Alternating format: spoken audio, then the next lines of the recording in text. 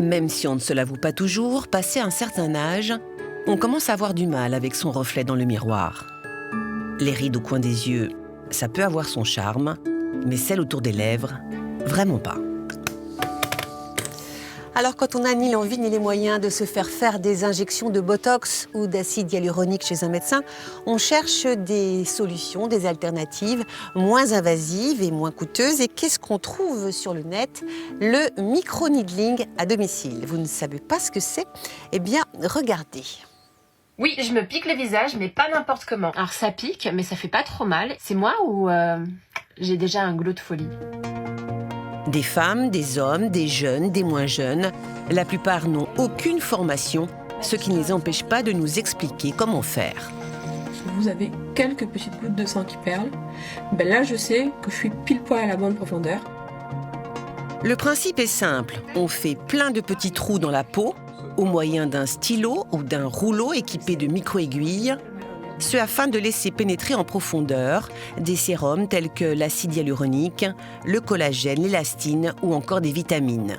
En plus, le fait d'agresser la peau permet de la régénérer. Voici la liste des principes actifs pour le micro-needling à la maison que je vous conseille. Raffermir, peptide, rétinol. Nymphéa a 36 ans.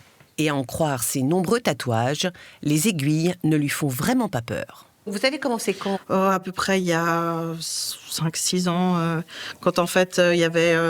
moi je suis partie avec la technique du rouleau en fait. Et je l'ai acheté en fait sur Shein, où ils proposaient voilà, à bon prix. Je me suis dit pour tester c'est toujours intéressant quoi.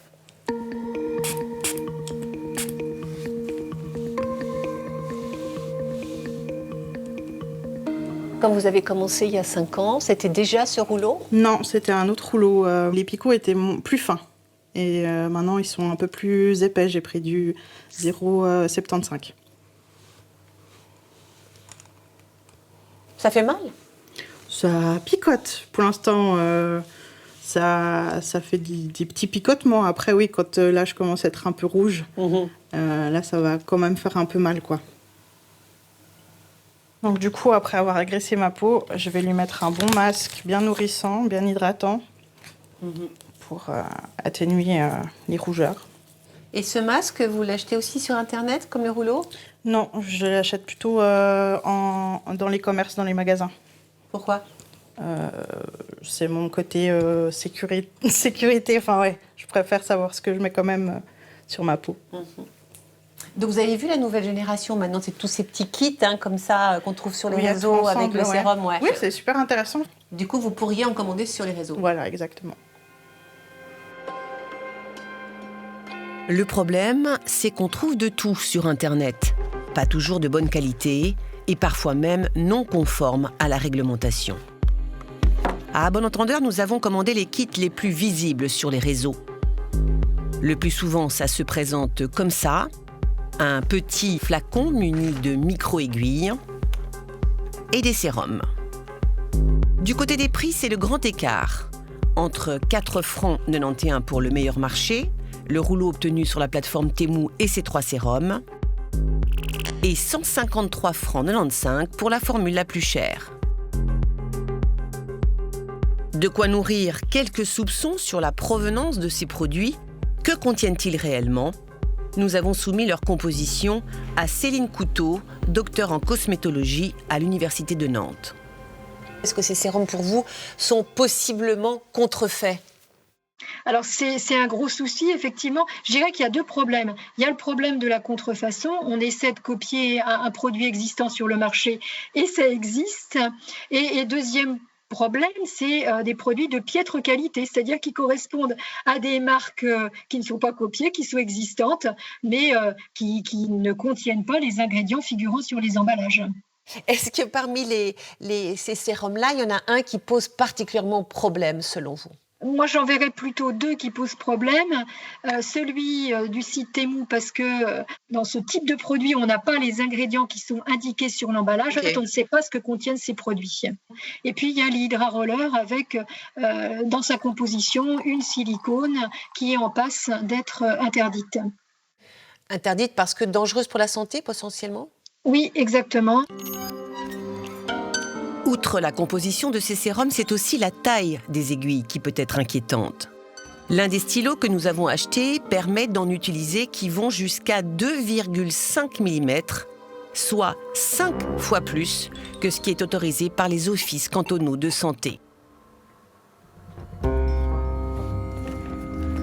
Pour mieux comprendre la réglementation, nous nous sommes rendus à la clinique Cibaïs à Lausanne.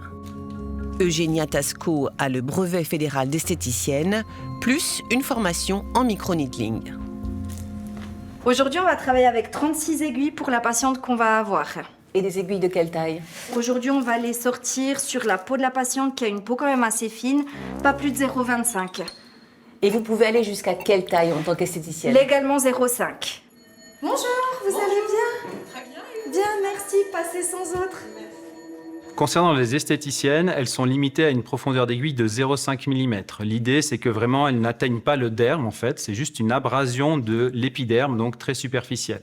Les médecins, eux, peuvent, à partir de 0,5 et plus, faire ce qu'ils veulent. Dans certains cas, on peut même aller à plusieurs millimètres de profondeur. Donc, différence de taille d'aiguille entre l'esthéticienne et le médecin, des produits différents aussi. Exactement. Dans les deux cas, il faut utiliser des produits qui soient stériles. Ça, c'est un élément important pour la sécurité sanitaire. Concernant les esthéticiennes, elles doivent utiliser des produits qui sont résorbables dans les 30 jours, en fait. Des règles qui prévalent dans tous les cantons romans. Ça va comme ça pour vous? Très bien. Si tout d'un coup une esthéticienne justement utilise des aiguilles de 1, qu'est-ce qui se passe?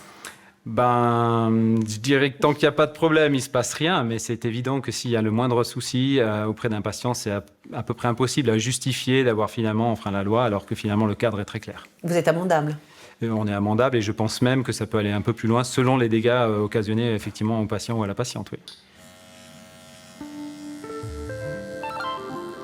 Ça saigne pas? Non, si on a des saignements, ça veut dire qu'on a été beaucoup trop profond et qu'on a abîmé la peau de la patiente. Sur tous les réseaux sociaux, c'est ce qu'on voit tous les jours, que les personnes saignent et elles essayent d'atteindre ce but en se disant « voilà, j'ai saigné, donc mon sérum va rentrer plus en profondeur ». À part faire des micro-cicatrices et faire pénétrer les bactéries en profondeur, il n'y a aucun résultat bénéfique pour la peau des patients.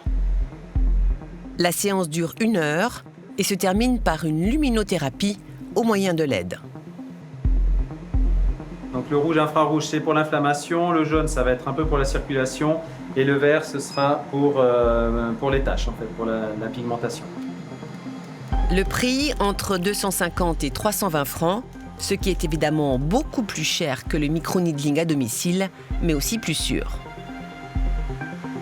Il y a, avec les réseaux sociaux, je dirais, une dérive. Vraiment, les gens, ils essayent tout et n'importe quoi. Et sans prendre les précautions d'usage, en fait.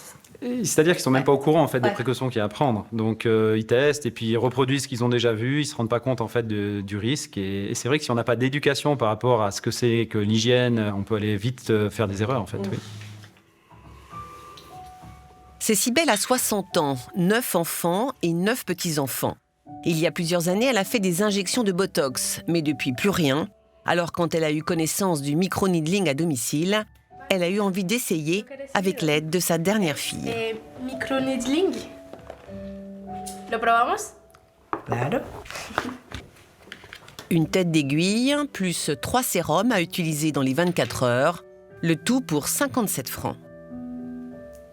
Au début, ça sortait pas trop, mais au final, ça va, on s'en sort.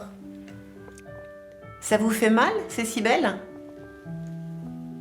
Non? No, Pas du tout. pas de todo. Como no dice tu Melanie, la belleza cuesta, ¿no? Elle dit la beauté, ça coûte. Cybèle et Nymphéa sont plutôt satisfaites du résultat. Surtout, elles n'ont pas eu de complications. Car à en croire les photos qui circulent sur le net, le micro-needling à la maison, ça peut mal tourner.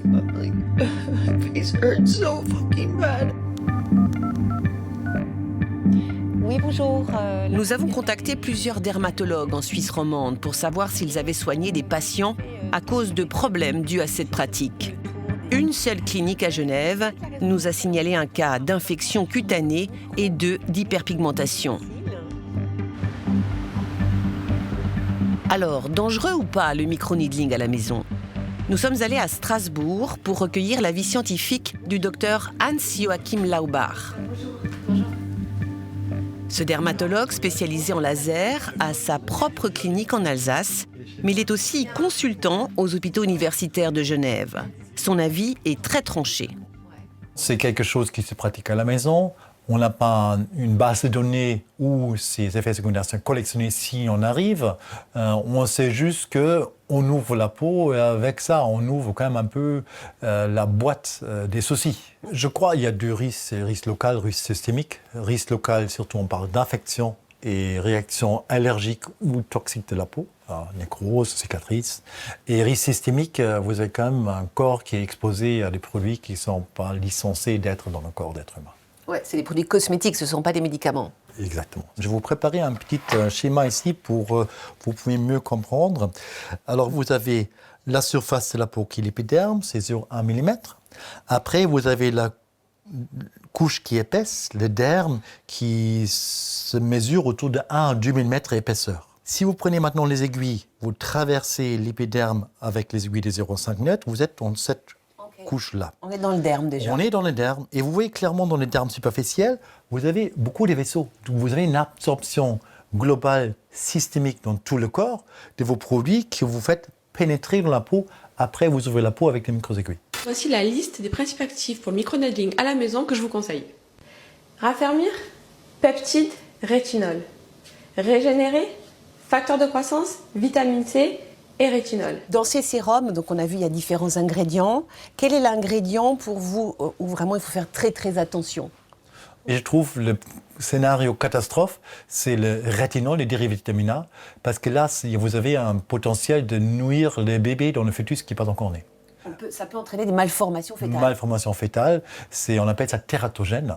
C'est un produit tératogène qui oblige beaucoup de contrôle si on ne donne ça par voie orale, pour les médecins qui prescrivent ça. Mais là, vous n'avez aucun contrôle. Est-ce que vous n'êtes pas un peu alarmiste? Ce n'est pas mon rôle d'interdire, c'est plutôt mon rôle de dire c'est dangereux. En attendant, les kits de microneedling vendus sur Internet continuent à affluer en Suisse sans possible réel contrôle aux douanes. Quant à la pratique en institut, elle est régulièrement remise en cause. Le Valais envisage même prochainement de l'interdire.